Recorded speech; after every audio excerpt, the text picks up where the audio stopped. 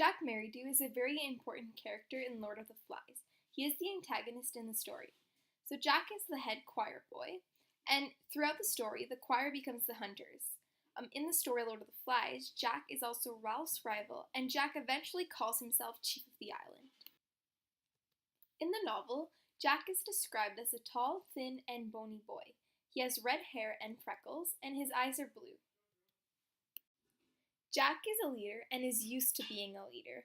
He is the head choir boy and completely controls and leads the choir from the start.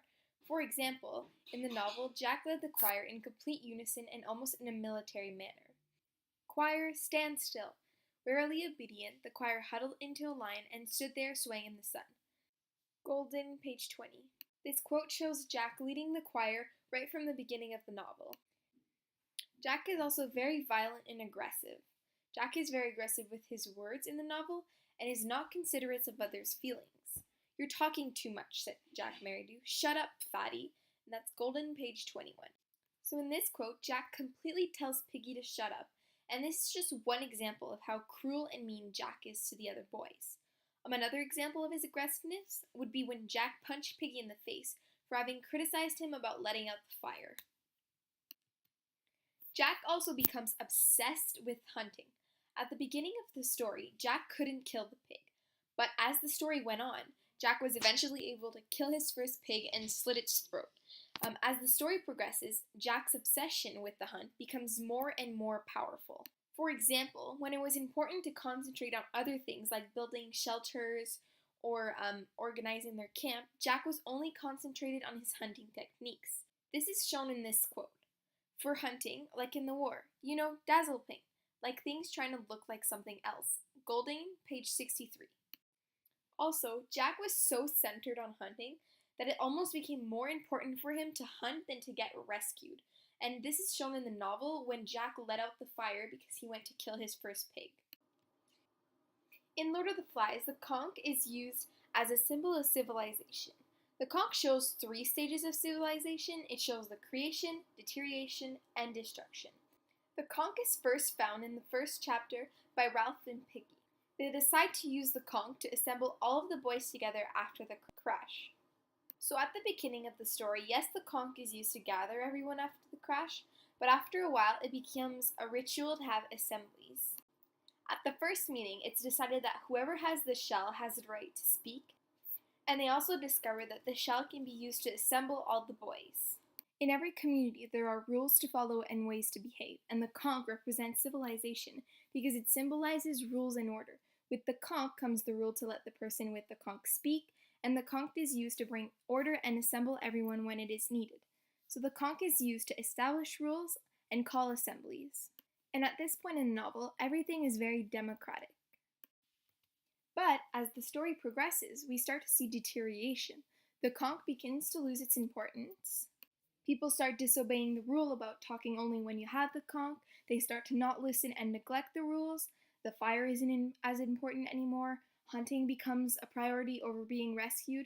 And Jack starts to form his own group that follows his rules. And then we see destruction. The conch is broken, and this marks the end of civilization. There are no more rules. Jack and his hunters leave civilization for savagery.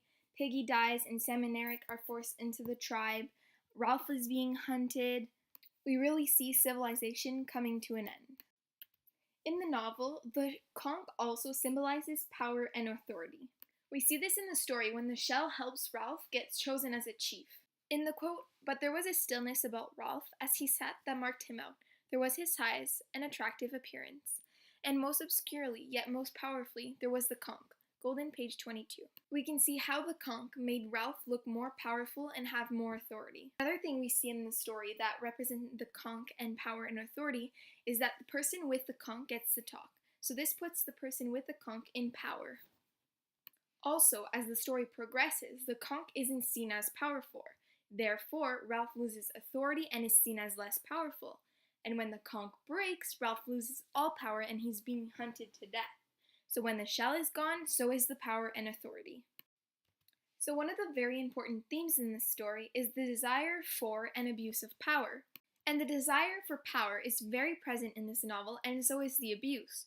Right from the beginning, this theme is very present. revolving very much around Jack.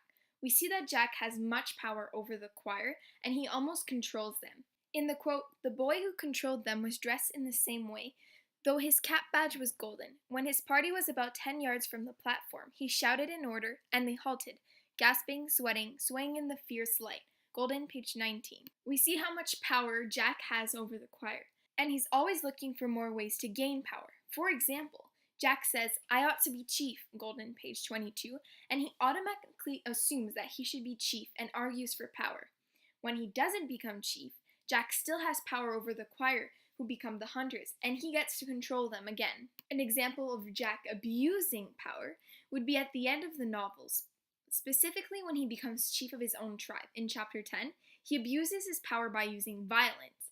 Jack uses violence against people of his own tribe and Ralph's group, and he uses fear and he steals people's property. For example, when Jack was angry at Wilfred for no good reason, he tied him up, kept him tied for hours, and beat him up. And this is shown in the quote. "He's going to beat up Wilfred." "What for?" "I don't know. He didn't say. He got angry and made us tied up Wilfred." Golden, page 159. In conclusion, you can now see how much of an impact Jack has in the novel. He is the antagonist and really brings out the theme of desire for and abuse of power. We also can see how symbolic the conch is throughout the story and how everything ties up together in the end.